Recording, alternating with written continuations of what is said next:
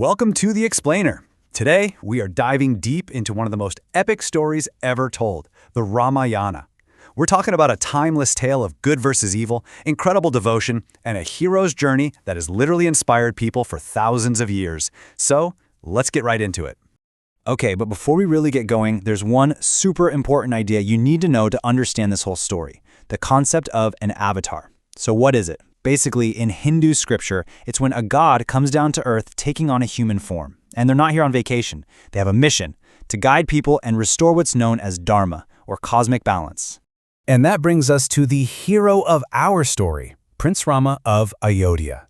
He is the seventh avatar of the god Vishnu. So what was his mission?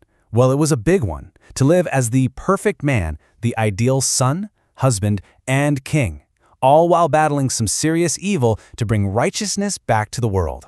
So, where does this all begin? Let's travel back in time to the incredible kingdom of Kosala. Picture this, a prosperous land, a magnificent capital city called Ayodhya, with sparkling palaces and vibrant markets, a truly perfect world.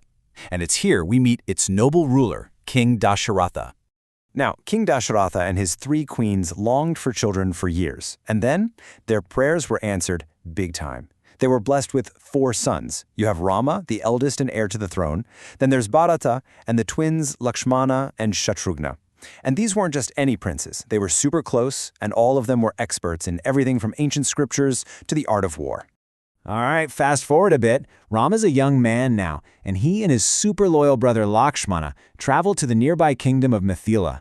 And why? Well, there's a huge event happening, a contest to win the hand of the kingdom's beautiful princess, Sita.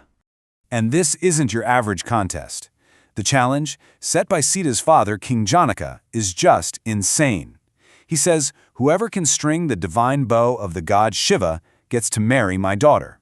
Now you have to understand, this bow was a beast. It was so heavy that all these powerful kings and princes couldn't even lift it, let alone string it. So, all these mighty warriors fail. And then Rama walks up. He lifts the bow like it's nothing. He pulls back the string, and with so much power, crack! He doesn't just string it, he breaks the divine bow right in half. I mean, talk about making an impression. This incredible feat shows everyone he's no ordinary prince. And just like that, he wins the hand of Princess Sita. And so, their perfect life together begins. Everything seems perfect, right? Ayodhya's gearing up for this huge celebration. Rama is about to be crowned king. But you know how these stories go. Just when things are at their best, a dark plot is brewing within the palace walls, about to turn Rama's world completely upside down. So what happens? Well, Rama's stepmother, Queen Kaikeyi, decides this is the perfect time to cash in on 2 wishes the king promised her years ago. And, influenced by her scheming servant, her demands are just devastating. 1, make my son, Bharata, king instead of Rama. And 2, send Rama into exile for 14 years. And this right here, this is where you see who Rama truly is. Does he fight it? Does he argue? Nope. To honor his father's word and to follow his dharma, his sense of duty, he just accepts it. No questions asked. For him, this isn't a punishment. It's what he has to do, even though it's going to cost him everything. So Rama gets ready to go into exile by himself, but his wife, Sita, and his brother Lakshmana are like, no way, we're not letting you go alone. Their loyalty is just incredible, so the 3 of them leave together. The whole thing is so tragic that King Dasharatha actually dies from a broken heart. And Bharata, the new king, he's so racked with guilt he won't even sit on the throne. Instead, he places Rama's sandals there, ruling as a regent until the true king returns.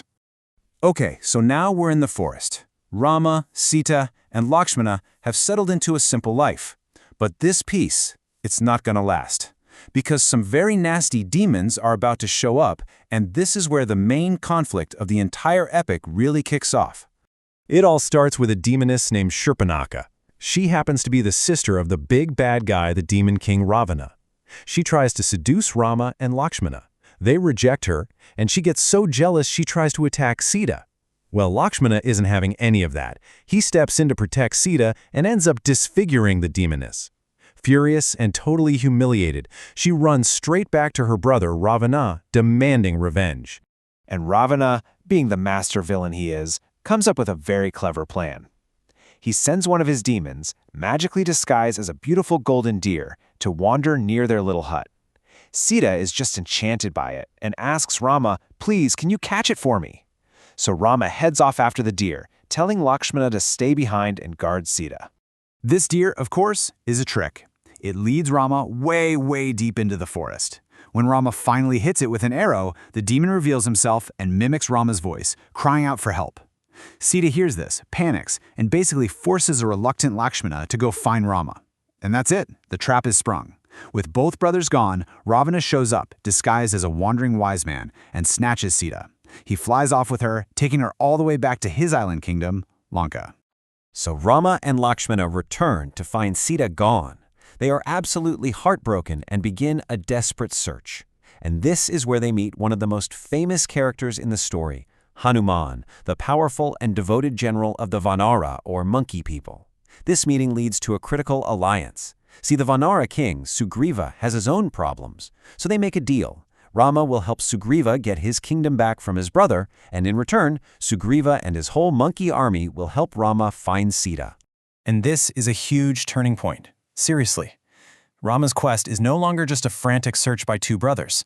With this new, massive army of Vanaras on his side, this is about to become an all-out war to get Sita back.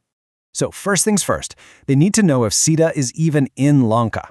And this mission falls to the incredible Hanuman. Get this, he takes a single, giant leap and flies across the entire ocean. He lands in Lanka, finds Sita in a garden, gives her Rama's ring to let her know help is on the way, and then, just to send a message, he sets the whole city of Lanka on fire before leaping all the way back to tell Rama he found her. Just an incredible feat. Okay, so Hanuman's back, and they know where Sita is. But now they have a new problem. How in the world do you get a whole army across an ocean? Well, with a little help from the sea god, two Vanara engineers named Nala and Nila step up. They have this amazing power where any stone they touch floats on water. So they get the whole army to help, and they build a massive floating bridge of stones all the way to Lanka. It's unbelievable. Now the army can just march right up to Ravana's front door. And what comes next is just an absolutely devastating war. It rages for days, and the casualties are huge on both sides. I mean, we're talking about a true clash of titans here.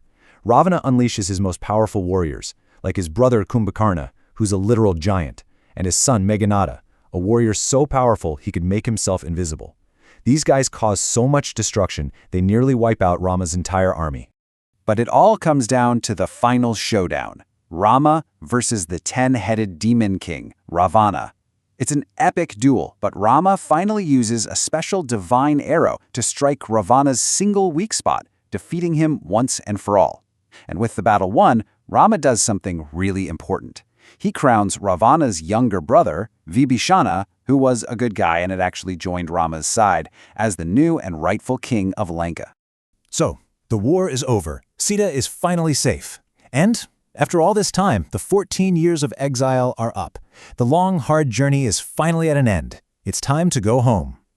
But there's one more challenge, and it's a difficult one. Back then, there were questions about Sita's purity after being held captive by Ravana. To prove her innocence to everyone and uphold his own royal duty, Sita